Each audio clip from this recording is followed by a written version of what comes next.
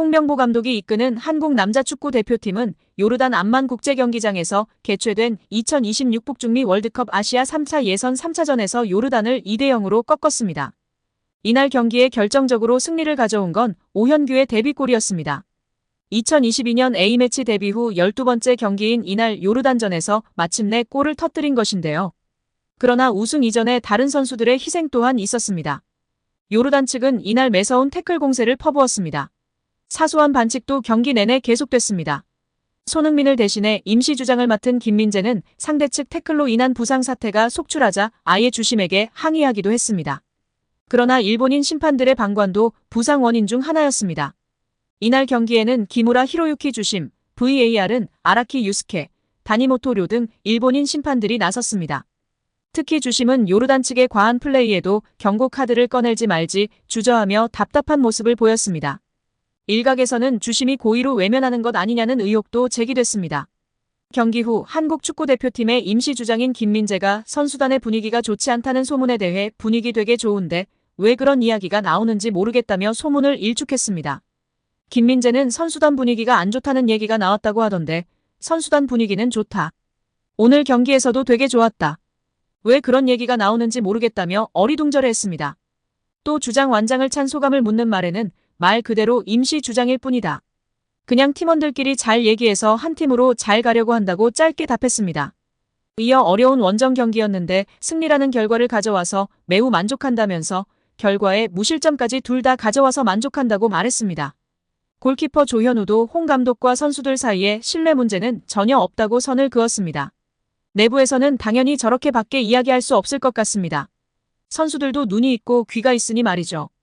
홍낙하산 감독 이야기도 들어볼까요?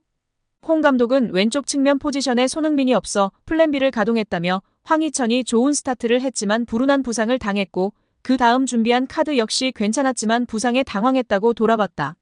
황희찬은 다음 경기 출전이 어려운 상황이다. 홍 감독은 황희찬의 경우 15일 이라크와 4차전의 출전이 쉽지 않아 보인다며 한국에 돌아가서 정확하게 체크할 생각이라고 말했습니다. 하지만 홍 감독은 이번 승리가 선임 과정 등에 대한 문제를 이겨낼 수 있는 계기가 될 것인지를 묻는 말엔 전 감독이고 감독으로서 역할을 할 뿐이라고 말했다. 이어 홍 감독은 개인보다 팀에 중요했던 경기였는데 좋은 분위기 속에서 더 많이 소통해 좋은 결과가 나온 것 같다고 평가했습니다. 월드컵 최종 예선 2번 나간 게 전부인 요르단에 겨우 2대0으로 승리하였고 전술적 색채, 경기력 모두 좋지 않았음에도 자화자찬하고 있는 모습이 기가 막힐 따름입니다. 또한 아직까지도 전혀 사태 파악이 안 되고 잦은 사퇴할 용의가 전혀 보이지 않는 상태인 것 같습니다. 국내 축구 팬들은 경기 이후 답답함과 분노를 쏟아내고 있는데요. 컨디션이 좋지 않았던 황희찬을 선발로 내세워 부상을 유발한 선수 기용을 먼저 비판하고 있습니다. 오현규라는 컨디션이 좋은 공격수가 있었음에도 무리하게 황희찬을 투입시켜 결국 부상이라는 악재까지 나오는 결과를 초래하였습니다. 또한 엄지성 카드를 썼으나 리그에서는 컨디션이 좋아 보인 엄지성 선수였으나 정작 요르단전에서는 주눅이 들어서인지 활발하지 못한 모습이었고 오히려 뒤늦게 투입된 배준호 선수가 좋은 모습을 보여줬습니다. 전술도 없으면서 TV 화면 하단에 알짱거리는 모습이 꼴 보고 싫었다. 진짜 지기를 바랬다. 홍명보의 한마디는 대한민국이 날 버렸다. 안정환의 한마디 그러게 전술을 잘 쓰지 그랬어. 전세기 이번에 10억 정도 든다는데 30억 받고 봉사하시는 홍 감독이 쾌척 좀 해라. 누가 요르단을 상대로 김민재, 황인범, 황희찬을 넣냐. 진짜 열받는 건 절대 여론을 신경 쓰지 않는 축협과 홍명보라는 것이다. 등의 반응을 보이고 있는데요. 우리 구독자 여러분들은 어떻게 보셨나요? 국내 축구 전문가는 은바페가 이강인 선수를 좋아하는 이유로 첫째 패스를 할 줄 아는 선수이기 때문이라고 분석했는데요. 은바페의 움직임이 워낙 뛰어나고 좋아서 어디로 향할지 정말 예측할 수 없다고 정평이 나 있습니다. 그런 은바페에게 이강인 선수는 발밑, 공간, 2대1 패스 등 정확하게 패스를 공급하고 수차례 기가 막힌 키패스까지 찔러주면서 은바페가 흡족할 만한 패스 공급원으로서의 역할을 해내고 있습니다. 현지 매체에서도 은바페가 기뻐할 만 패스다 등으로 극찬하기도 했었습니다. 둘째로는 볼간수, 탈압박, 수비 가담력을 갖췄기 때문이라고 봤는데요. 무엇보다도 다른 선수들보다 적극적으로 수비하고 수비 가담력과 수비력도 지난 마요르카에서 일취월장하여 큰 장점으로 꼽힐 정도로 수비 가담 능력이 좋아진 이강인 선수입니다. 아무래도 다른 선수들에 비해 은바페 선수가 수비 가담이나 압박을 안 하려고 하는데 뒤에서 이강인 선수가 헌신적으로 수비가담과 압박까지 해주니 좋아할 수밖에 없을 것 같습니다. 셋째로는 프로페셔널한 동료이기 때문이라고 봤는데요. 이전에 월클 네이마르 선수를 강하게 비판했던 은바페 선수는 네이마르 선수가 경기에서 패한 이후 아무렇지 않게 파티를 즐기는 등의 모습으로 인해 크게 실망하고 그런 모습을 비난하기도 했었는데요. 승부욕, 프로페셔널한 모습을 중시하는 은바페가 우리 이강인 선수가 얼마나 승부욕이 넘치고 프로페셔널합니까? 완전히 반할 수밖에 없을 것이고 여기에 케미까지 맞는 환상호흡의 성격까지 밝으니 자연스럽게 찐케미와 브로맨스가 생길 수밖에 없다고 분석했습니다.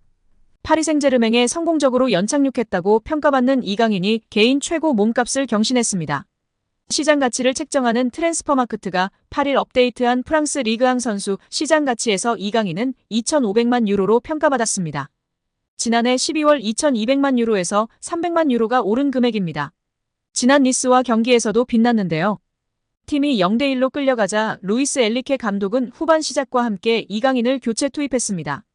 축구 통계 매체 풋몹에 따르면 이날 이강인은 평점 7.2점을 받았으며 태클 성공률 100%를 자랑했다. 또한 패스 성공률은 91%였으며 이번에 기회를 창출했습니다. 준수한 활약에 현지 팬들의 극찬이 이어졌습니다. PSG 팬들은 이강인을 선발로 써야 한다. 그는 이번 시즌 초반 최고의 PSG 선수다라는 등 찬사를 쏟아냈습니다. 이강인의 가치는 이날 경기에서만 한정되지 않는데요. 축구 통계 매체 후스코어드닷컴에 따르면 이강인은 이번 시즌 현재까지 총 7개의 키패스를 기록했습니다. 니스전을 포함해 총 423분을 소화한 이강인은 90분당 3.6개의 키패스를 기록했으며 이 기록은 리그앙 1위, 유럽 5대 리그 선수 중에선 7위의 기록입니다. 이강인의 위에는 부카요 사카, 케빈 데 브라위너 등이 자리했습니다. 놀랍게도 리그앙에서 키패스가 가장 많지만 이번 시즌 이강인은 어시스트가 하나도 없는데요. 이강인의 패스를 받은 동료들이 제대로 마무리하지 못하고 있다는 것으로 해석할 수 있습니다. 정몽규 대한축구협회 회장에 대해 스스로 거취를 결정하라고 요구했던 유인촌 문화체육관광부 장관은 만약 정 회장이 사연임을 강행한다면 승인을 불허하겠다고 말했습니다. 유인촌 장관은 26일 SBS 라디오 김태현의 정치좌에서 정몽규 회장에게 거취 결단을 요구한 이유에 대해 지금 국민들의 시선이 너무나 비판적이라며 불명예스럽게 퇴진하게 된다면 훨씬 안 좋잖아. 그냥 개인이 선택하는 게 훨씬 명예롭지 않겠나라고 했습니다. 정 회장이 지난 24일 국회 문체위 현안질의 때 사퇴 입장을 밝히지 않은 것에 대해선 그 자리에서 당장 사퇴하겠다, 안 하겠다 얘기하기는 쉽지 않았을 것이라며 잘 정리해서 판단하겠다고 했으니 지금 많은 고민과 심사숙고를 하지 않을까 싶다고 했습니다. 정 회장이 끝까지 사퇴를 거부하고 사연임에 나설 경우에 대해서는 원칙적으로는 연임을 2번 이상 못하게 돼 있다. 사면임도 스포츠공정위원회 허가 과정을 거쳤다며 이번에도 똑같이 그런 절차를 거쳐야 된다고 설명했습니다. 이어 그래서 저희들이 공정위에 이 부분을 시정해달라고 권고한 상태라며 그 권고를 안 받아들이면 다시 한번 시정명령을 하고 그래도 안 되면 선거 끝난 뒤 만약에 투표보 연임이 결정이 된다고 하더라도 승인을 안 하는 절차까지 갈 생각이라고 했습니다. 문제부로서는 가지고 있는 권한을 모두 동원해서 합법적으로 정몽규 회장의 사연임을 저지하겠다는 입장이냐는 질문에는 정몽규 회장도 그렇고 대한체육회장도 그렇다며 2번 이상하고 물러나는 게 원칙인데 그런 걸 다 뒤집고 계속 문제를 만들어가고 있다.